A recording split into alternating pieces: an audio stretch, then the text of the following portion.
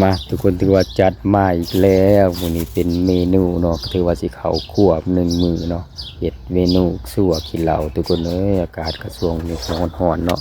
ถือว่าคิดอยากแต่สุกเนาะกินส้มกินแซวกินหยังก็บ่ค่าคิดพอส้มกินเหล้าทุกคนเอ้ยก็ถือว่าไปสอกไปหามาเนาะนำขี้เหล้าทุกคนได้อยู่แถวเขตนี่ก็มีเนาะเพิ่นต้มเหล้าเนาะเราก็ไปขอนำขี้เหล้าเพิ่นมาทุกคนเอ้ยเพิ่นบ่ได้ซื้อบ่ได้หานะมีแต่ขอเอาเพิ่นก็ให้เนาะก็ต้มขี้เหล้าเวลาเพิ่นต้มเนาะเฮาก็ได้ขี้เหล้ามาแล้วก็ไปนำผักมาทุกคนเนาะผักชีนี่ก็ซื้อเอามาตลาดนะทุกคนนะแล้วก็ทำหมักหมี่แล้วก็เรียกว่าหมี่น้อยนะทุกคนเรียกว่าโคน้ำหมูเนาะแล้วมาเกษตรก็เอาแถวเพื่อนนี่แหละทุกคนเลยเก็บมาเนาะแล้วมาเฮ็ดสัวขี้เหล้าเนาะที่ว่าสัวขี้เหล้าก็เป็นเมนูหนึ่งเนาะที่นิยมกินในช่วงนี้แหละยามนี้นะทุกคนเนาะที่ว่าสิใส่เพียงแต่หมากกระทินแล้วก็หมักหมี่น้อยแล้วก็ใส่หมกฮุ้งเนาะทุกคนเนาะแล้วก็หมักทั่วแต่ว่ามื้อนี้เฮ็ดออกมาแล้วก็ลืมเนาะทุกคนเนาะลืมใส่หมักทั่วแต่ว่ามันก็หลายขั้นหลายตอนเนาะผู้เดียวเฮ็ดเขาก็เฮ็ดนำแน่ถ่ายคลิปไปแน่ก็เลยว่าบ่ได้ใส่หมักทั่วแต่ว่าเฮ็ดออกมาก็ถือว่าคักอยู่ได้ทุกคนเลยมาเบิ่งขั้นตอนและวิธีการเฮ็ดกันเนาะที่ว่าตอนเดินเฮาซอยกวนประกอบหมักหมี่แล้วก็หมักกระทินเนาะหลังจากที่เฮาซอยแล้วเฮาก็มาตำนะทุกคนเนาะตำให้มันแดกนี่นะตำนะครับก็มาปาไว้เนาะหรือว่าปักไว้ก่อนเนาะแล้วเฮาก็สิมาจัดการ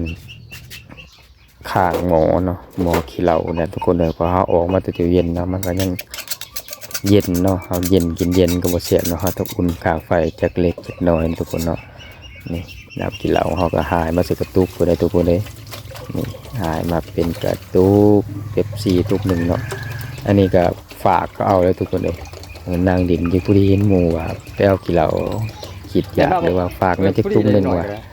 เขาก็บ่อยากไปทุกคนเนาะก็ไปนำกันเด้ว่าพวก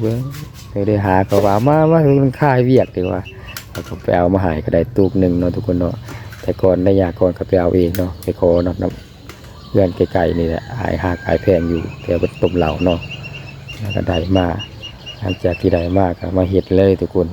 ไล่มา2มื้อเลยทุกคนเลยมาพักไว้ตู้เย็นเนาะว่าสิเฮ็ดกินยามใดก็บ่ได้เฮ็ดพอดีมื้อนี้โอกาสว่างก็เรียกว่าจัดไปนะทุกคนเนาะหลังจากที่ข้างหม้อแล้วก็อุ่นแล้วก็เราก็มาซอยผักชีเนาะทุกคนเนาะซอยผักชีแล้วก็สิเฮ็ดการปรุงเลยทุกคนเลยถือว่าก็บ่ได้ยากเนาะขั้นตอนการเฮ็ดนะก็บ่มี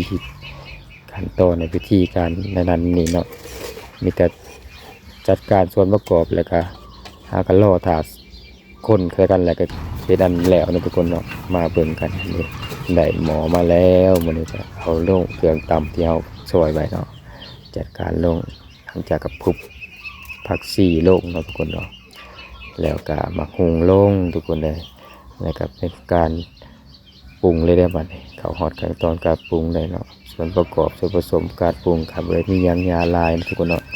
ใส่เป็นนัวใส่หมักเพชรป่นข้าวคั่วที่เฮาคั่วไว้นะทุกคนเนาะแล้วก็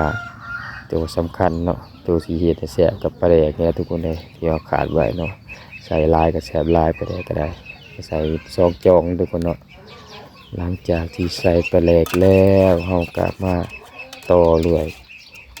ที่เด็ดเนาะที่เราขาดบ่ได้นะทุกคนคือน้ำขี้เหล้าหรือว่าที่เราเตรียมไว้เนาะเราก็มาเทลงทุกคนนะหลังจากที่เทลงแล้วก็กระล่นออกมาบานนี้ดิหน้าตามันก็จะออกมาประมาณนี้นะทุกคนอันนี้ก็ถือว่าส่วนประกอบหรือส่วนผสมมันก็บ่ครบเนาะ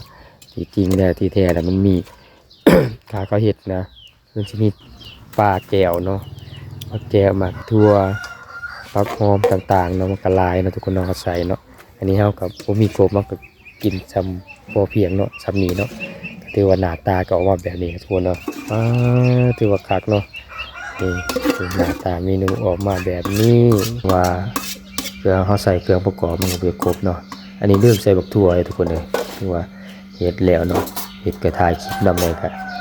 ลงหนาลงลังก็ได้ลืมบักถั่วเนาะได้กระยาทุกคนเลยเห็ดออกมาแล้วลองถามเบิ่งว่าสิมีคนมากินนำบ่เนาะ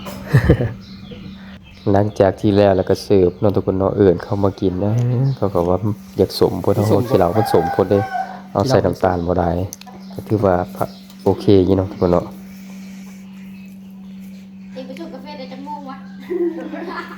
โอ้แต่ตอนกี่การเรื่องของเพื่อนคุณนะ ใช่ว่ากินต นี่ค่ะดวนกับ